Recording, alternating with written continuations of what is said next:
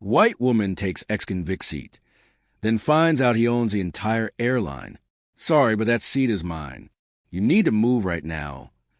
The voice cut through the first-class cabin of Atlantic Airways Flight 447 like a blade. Rachel Morrison, a 42-year-old marketing executive, didn't even look up from the luxury magazine she was flipping through. Her perfectly manicured nails kept turning pages with calculated disdain. "Excuse me, ma'am," Marcus Washington repeated, firmly holding his boarding pass. "Seat 2A. That's what it says right here."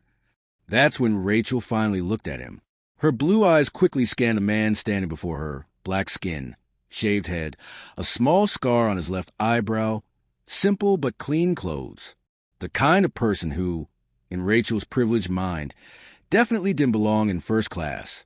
"Oh, I get it now," she said with a condescending smile that didn't reach her eyes. "You're trying to pull some kind of scam, aren't you?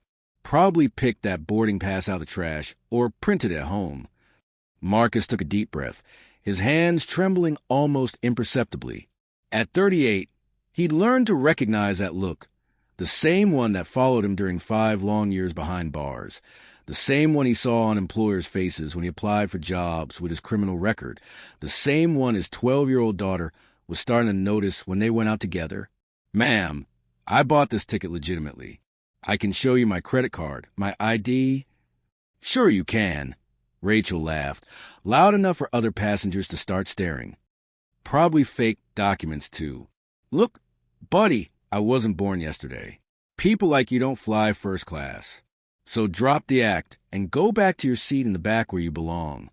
Flight attendant James Parker approached with a forced smile. "Is there a problem here?" "Yes, there is." Rachel pointed at Marcus like he was an object. "This man is trying to steal my seat with an obviously fake boarding pass. I demand you call security immediately." Marcus stayed silent, but something in his eyes shifted. A strange calm took over his posture, as if an old memory had been awakened. He watched Rachel gesture dramatically, demanding other passengers be her witnesses, turning a simple situation into a public humiliation spectacle. "I'll handle this quickly," James said, taking both boarding passes. He checked them in the system, his face gradually losing color. "Well, technically, both passes are valid for this seat." "What do you mean both are valid?" Rachel practically screamed. "That's impossible. I paid $3,000 for this seat." What Rachel didn't know was that the man standing calmly beside her had spent the last 2 years studying every operational detail of Atlantic Airways. Every process, every system, every security flaw, not by chance or hobby, but as part of a much larger plan that was about to unfold in ways she could never imagine.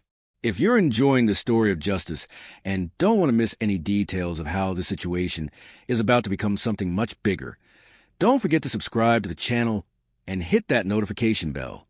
Marcus smiled for the first time since boarding the plane, a smile that carried the weight of years of silent preparation, and Rachel Morrison was about to discover that some people hold secrets that can change everything.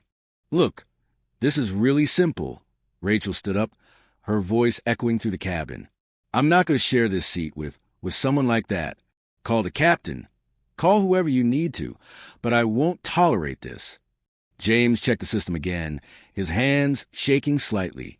"Mrs. Morrison, there's a small glitch in the system. It looks like there was a duplicate reservation, but both tickets were processed correctly." "Glitch?" Rachel laughed scornfully. "The only glitch here is you people allowing someone like him to buy fake tickets online. This is disgraceful. My husband is a partner at one of New York's biggest law firms. You'll get sued if you don't fix this immediately." Marcus remained motionless, observing every word, every gesture.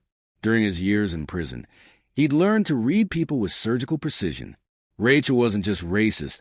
She was the type of person who used her privilege as a weapon, crushing anyone she considered inferior. "Please, folks, let's stay calm," James suggested, clearly out his depth. "Sir?" "Washington. Marcus Washington." Rachel let out a bitter laugh. "Washington? How convenient. Let me guess, you're related to the first president too, right?" What she didn't know was that Marcus had spent 5 years in prison not for a violent crime, but for hacking banking systems to expose corruption schemes that hurt underprivileged communities. His conviction was a result of a setup orchestrated by corrupt executives who wanted to silence him. And in the 2 years since his release, he'd used every technical skill he possessed for a very specific purpose. Mr. Washington, James continued, maybe we could offer you an upgrade to executive first class? It's an even better seat. No, Marcus replied calmly.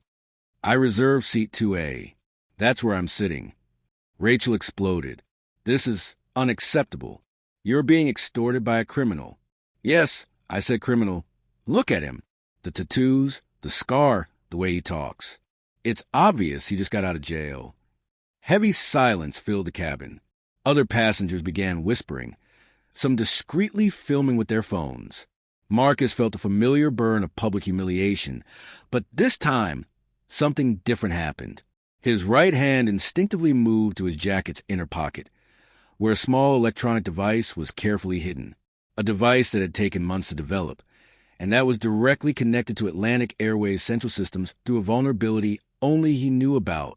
The lady is right about one thing, Marcus said, his voice taking on a tone that made James step back. I really did spend time in prison. 5 years, to be exact. Rachel smiled triumphantly. I knew it. James, you heard that? He confessed. Get this criminal off my plane right now. Marcus continued, completely ignoring her reaction. I was convicted for electronic systems intrusion, specifically for discovering how certain companies manipulated financial data to harm entire communities. Something in the way he said this made Rachel's smile waver slightly. There was a confidence in his voice that didn't match the humiliation situation she was orchestrating. And you know what the first thing I learned in prison was, Mrs. Morrison? Marcus asked, his hand still in his pocket. That patience and planning are much more powerful than anger and impulse. At that moment, Rachel's phone buzzed. A notification from the Atlantic Airways app appeared on screen. Important change to your flight. Click here for details. She barely paid attention, still focused on her imaginary victory. She had no idea that Marcus had spent the last 24 months mapping every weakness, every protocol, every key person in the airline structure, and that the small device in his pocket wasn't just a tool. It was a key to something much bigger that was about to begin. James, I demand to speak with the captain immediately. Rachel stomped her foot like a spoiled child. This confessed criminal is threatening me. I didn't threaten anyone, Marcus replied serenely. I just shared a fact about patience. While James headed toward the cockpit, Marcus discreetly activated his device. Instantly, a series of notifications began arriving on passengers' phones throughout first class. Atlantic Airways system alerts, flight status changes, updates that normally only authorized staff could initiate. Rachel continued her dramatic performance, but some passengers began paying attention to their phones. The woman in seat 4B frowned while reading a strange message. The man in 3A showed his screen to his wife, both looking confused. What are you all looking at? Rachel asked irritably, noticing she was losing her impromptu audience's attention. At that moment, Captain Roberts entered the main cabin, followed by James. He was an experienced man, about 55, who dealt with thousands of difficult situations in his 30-year career. What's the problem here? He asked with authority. Rachel immediately shifted her posture, adopting a victim's tone. Captain, thank goodness you're finally here. This man is trying to steal my seat with fake documents, and when I questioned him, he threatened me. Plus, he confessed to being a criminal. Captain Roberts looked at Marcus, then at the boarding passes in his hands. Sir, may I see your ID? Marcus calmly handed over his wallet. Inside, besides his identification, there was something that made the captain blink twice. A simple business card with a logo he recognized immediately. Sorry to ask, but do you work in technology? Rachel laughed loudly. Technology? Captain, he just confessed to spending 5 years in prison for hacking. That's true, Marcus confirmed. I was in prison for exposing financial corruption through ethical hacking. Since my release, I work as a cybersecurity consultant. What Marcus didn't mention was that his consulting work had included a very special contract with an investment firm called Phoenix Capital, a contract that gave him access to detailed financial information about dozens of airlines, including Atlantic Airways. Information that revealed something shocking. Atlantic Airways was on the brink of bankruptcy, kept alive only by questionable loans and financial data manipulation, exactly the kind of scheme Marcus had exposed years ago, and for which he was wrongfully imprisoned. Captain, the passenger in seat for be interrupted. I'm getting weird messages on the company app. It says our flight has been reclassified to special status, and there'll be an important announcement soon. Other passengers confirmed they were receiving the same notifications.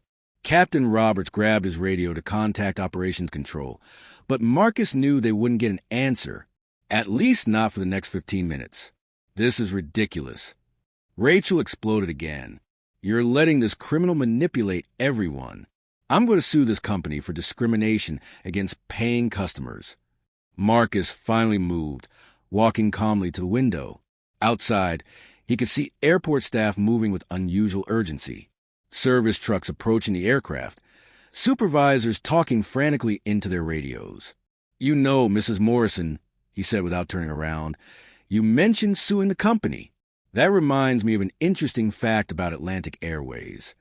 Rachel crossed her arms, still convinced of her superiority. And what would that be?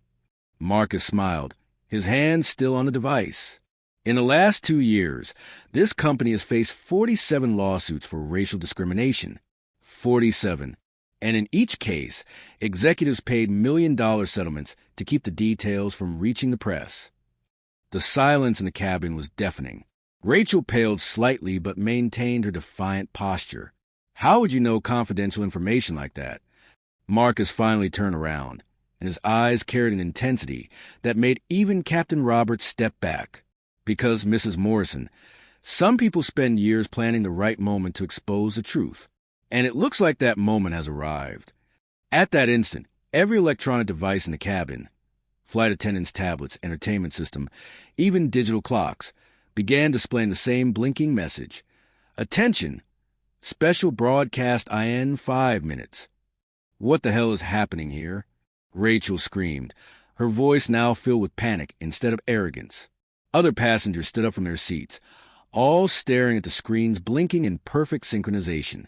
Marcus approached the center of the cabin, his presence commanding attention in a way that made Rachel instinctively back away. Allow me to introduce myself properly, he said, his voice now firm and authoritative. My name is Marcus Washington, and I'm the founder and CEO of Phoenix Security Solutions, the largest cybersecurity auditing firm in the United States. Captain Roberts choked. He recognized that name. Phoenix Security was responsible for half the federal government security. For the last 24 months, my company was hired by a group of investors to conduct a complete audit of Atlantic Airways. And what we discovered was... Marcus paused, looking directly at Rachel, absolutely devastating. Rachel tried to regain her composure. That's impossible.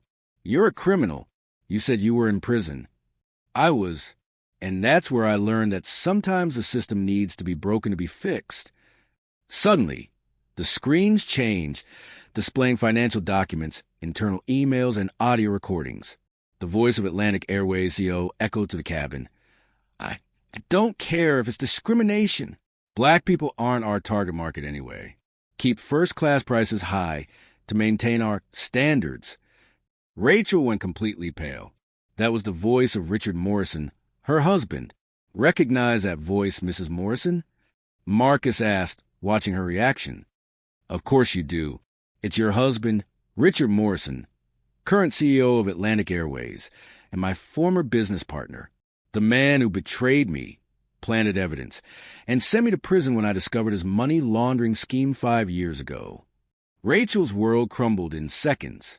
The screens now showed dozens of text messages between her and Richard, planning how to use racist high society connections to keep certain people away from first-class flights. You hacked our phones? She stammered, realizing that every racist word, every cruel joke she'd sent was being broadcast live to every passenger's device. I didn't need to hack anything, Marcus smiled. You voluntarily saved everything to Atlantic Airways Cloud, the same cloud my company now controls through our authorized audit. James, the flight attendant, looked at his tablet in shock. Sir, Mr. Washington, it says here that you're the majority owner of Phoenix Capital, 51% to be exact, acquired through strategic investments over the last 2 years. And today, Phoenix Capital is officially taking control of Atlantic Airways due to the company's imminent bankruptcy caused by mismanagement and lawsuits. Rachel collapsed heavily into her seat, finally understanding the magnitude of what was happening. You planned all of this. Every second, Marcus confirmed. From the moment I walked out of prison, your husband destroyed my life, ruined my reputation, and separated me from my daughter for 5 years. But he made one fatal mistake. He underestimated my ability to rise from the ashes. The screens now showed a live broadcast from Atlantic Airways headquarters, where federal agents were arresting Richard Morrison and other executives. The news had already started covering what was being called the biggest corporate discrimination scandal of the decade. And you, Mrs. Morrison, Marcus turned to Rachel, who was now crying silently, spent the last 30 minutes exposing yourself as exactly the kind of person my husband created to justify his discriminatory policies. All recorded, all documented, all now part of the lawsuit that will destroy you financially. Captain Roberts, now fully understanding the situation, approached Marcus. Sir, as a new owner, what are your orders for this flight? Marcus looked out the window, seeing his 12-year-old daughter waving from the terminal. She'd come to see him off on the business trip that would finally close the circle of his revenge.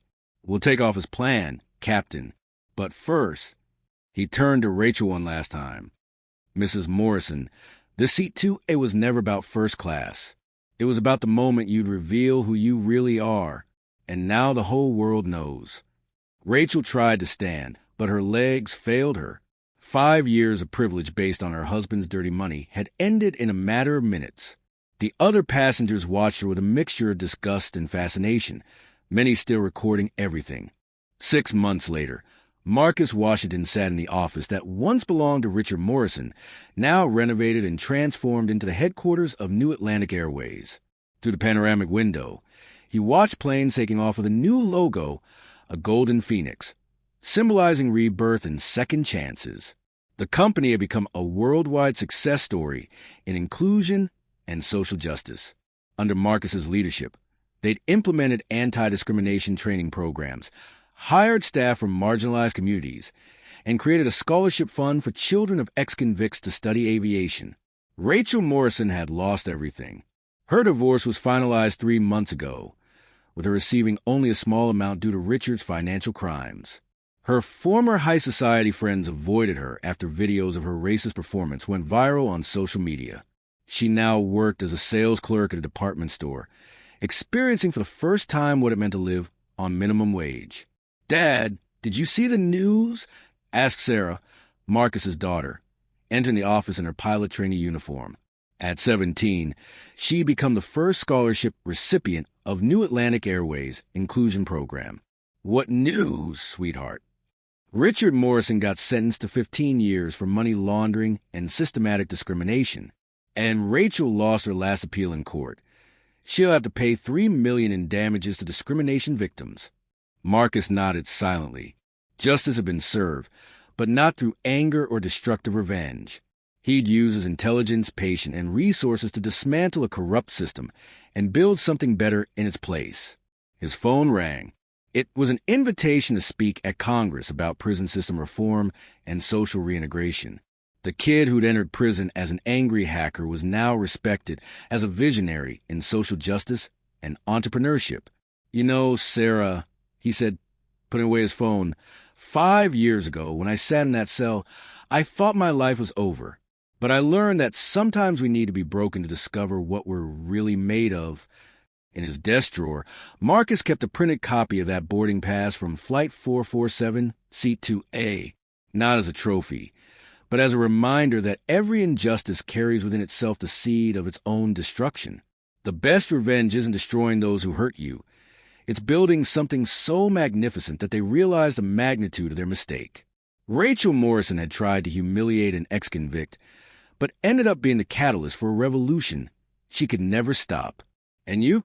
What would you do if you discover you have the power to transform injustice into justice, but only through years of hard work and intelligent planning? Leave in the comments if you've ever faced prejudice and how you reacted. Subscribe to the channel for more real stories of people who turned their worst defeats into the sweetest victories of their lives.